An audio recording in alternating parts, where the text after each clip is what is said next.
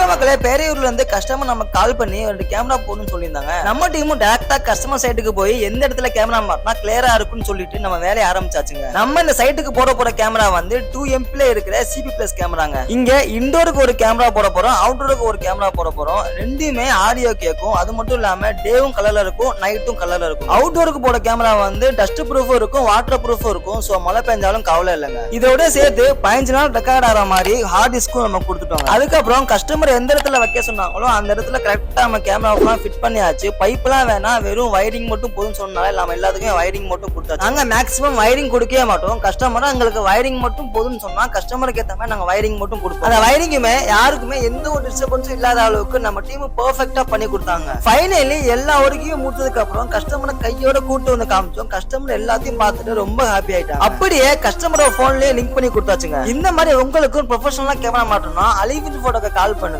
ஏன்னா உங்களுக்கு நாங்க இருக்கோம்.